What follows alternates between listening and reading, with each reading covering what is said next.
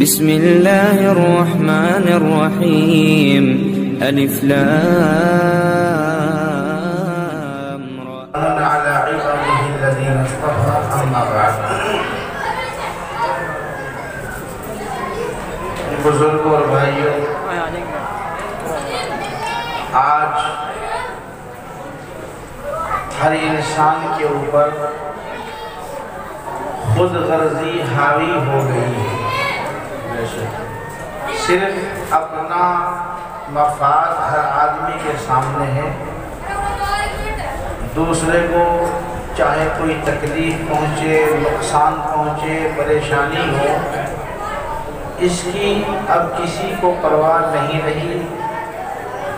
کم لوگ ایسے ہیں، حالانکہ حضور اکرم صلی اللہ علیہ وسلم نے اس کی بڑی تاکید فرمائی ہے کہ ایک انسان دوسرے انسانوں کی ضرورتوں کا خیال رکھے، ان کو کوئی پریشانی اپنی طرف سے نہ پہنچنے دے، اگر کسی کو کوئی تکلیف پہنچ رہی ہو تو اس کو دور کرنے کی کوشش کرے۔ حضور اکرم صلی اللہ علیہ وسلم کا ایک ارشاد ہے، المومن مرآت المومن والمومن اخو المؤمن، کہ مومن مومن کا آئینہ ہے۔ آئینہ ہونے کا مطلب یہ ہے کہ جیسے ہم اپنے چہرے کے عیوب کو دور کرنے کے لیے آئینہ دیکھتے ہیں، شیشہ دیکھتے ہیں، اور اپنے چہرے کی خوبصورتی کو یا بدصورتی کو آئینے کے ذریعے سے محسوس کرتے ہیں، اور اگر کوئی چیز چہرے کو بدصورت بنا رہی ہو تو اس کو دور کرنے کی کوشش کرتے ہیں۔ ہمیں شیشے نے، آئینے نے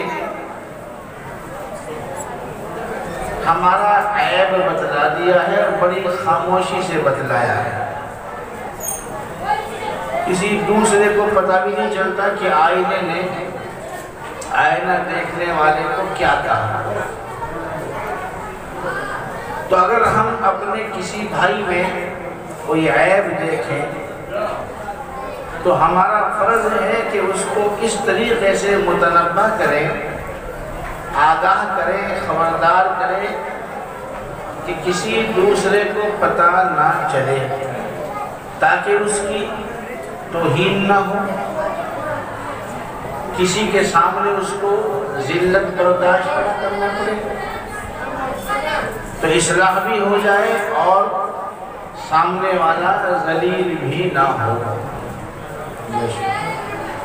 ہمارے حضرت رحمت اللہ علیہ کے بہت سارے واقعات عوام میں کافی مشہور ہیں کہ وہ کس طریقے سے اصلاح فرمایا کرتے تھے۔ اسی طریقے سے حضور اکرم صلی اللہ علیہ وسلم نے ارشاد فرمایا کہ مومن مومن کا بھائی ہے، اس کو نقصان سے بچانے کی کوشش کرتا ہے، یقوم علیہ ضیعتہ،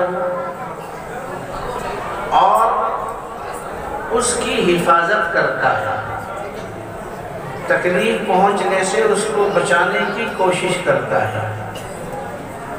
یہ مومن کا، ایک مسلمان کا دوسرے مسلمان کے لیے فریضہ ہے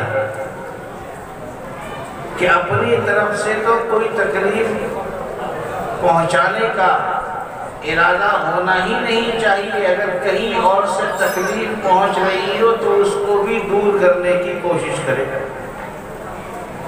جس آدمی کے اندر یہ جذبہ ہو کہ وہ دوسروں کو تکلیفوں سے بچانے کی کوشش کرتا ہے، کہیں اور سے تکلیف آ رہی ہو اس کی حفاظت کرتا ہے، تو اپنی طرف سے تو تکلیف دینے کا سوال ہی پیدا نہیں ہوتا۔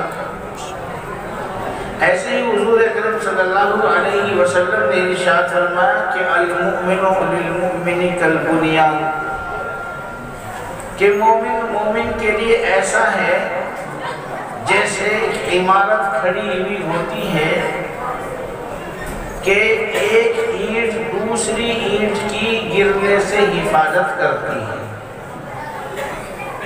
ایک اینٹ دوسری اینٹ کو تھام کر رکھتی ہے۔ جو اچھے اور سمجھدار مستری ہوتے ہیں وہ جب چنائی کرتے ہیں تو اینٹوں کو ایسے رکھتے ہیں کہ وہ گر نہ جائے اور دوسری اینٹ کے ذریعے سے پہلی اینٹ کی حفاظت ہوتی رہے۔ ایک تو شکل یہ ہے کہ ایک اینٹ کے اوپر دوسری اینٹ تیسری اینٹ اس کی برابر میں بھی ایسے ہی رکھتے چلے جائیں گے، تو اگر ہم بیچ کی اینٹوں پر ہاتھ رکھیں گے وہ ساری نکل کے الگ ہو جائیں گی اگر دراز نہ کاٹی جائیں۔ لیکن سمجھدار مستری وہ ہوتے ہیں کہ درجے کاٹتے رہتے ہیں، کبھی ادھر کبھی ادھر کبھی ادھر کبھی ادھر، اس سے ایک اینٹ دوسری اینٹ کو تھامنے والی ہو جاتی ہے، گرنے نہیں دیتی ہے۔ ایسے ہی ایک مسلمان کا بھی فریضہ ہے کہ اگر ہمارا کوئی بھائی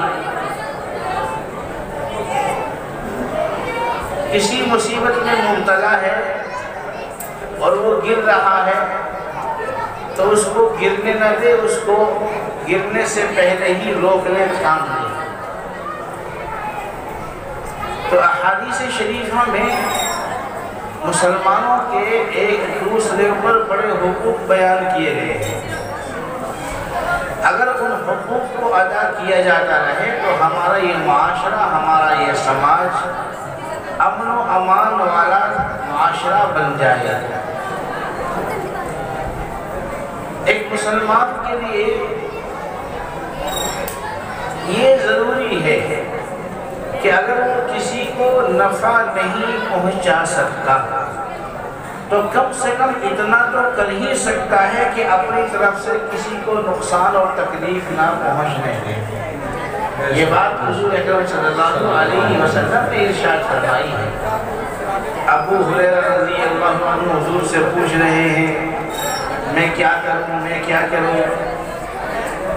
آپ نے ہی بات ارشاد فرمائی کہ دوسروں کی خدمت کرو۔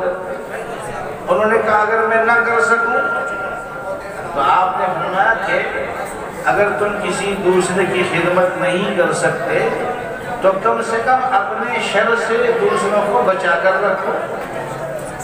تو جب ہر آدمی اپنے اپنے شر سے، اپنی اپنی تکلیف سے دوسروں کو بچانے کی کوشش کرے گا پھر تکلیفیں پیدا ہونے کا سوال ہی نہیں بنتا۔ گھر کے ہر فرد اس کی کوشش کریں، خاندان کے لوگ اس کی کوشش کریں، ایک پڑوسی دوسرے پڑوسی کا خیال رکھے۔ لیکن جب ایک پڑوسی دوسرے کو ستائے گا تو دوسرا بھی کوشش کرے گا کہ میں بھی اس کا بدلہ دوں۔ نتیجہ یہ ہوگا کہ دونوں ہی تکلیف میں ہوتے ہیں، وہ اس کی طرف سے تکلیف میں ہے، وہ اس کی طرف سے تکلیف میں ہے۔ اور اگر ایک دوسرے کو آرام پہنچائے، راحت پہنچائے تو دوسرا بھی راحت پہنچانے کی کوشش کرے گا، نتیجہ یہ ہوگا کہ دونوں آرام سے رہیں گے۔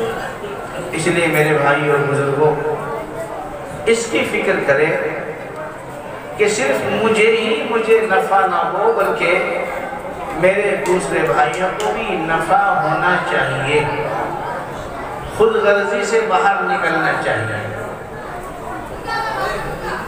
آج کا یہ دور سب جانتے ہیں کہ خود غرضی کا دور ہوتا جا رہا ہے، سب کو اپنی اپنی غرض، جیسے قیامت میں ہر آدمی کو اپنی فکر ہوگی، نفسی نفسی کا وہاں عالم ہوگا۔ آج یہی عالم اس دنیا میں ہے۔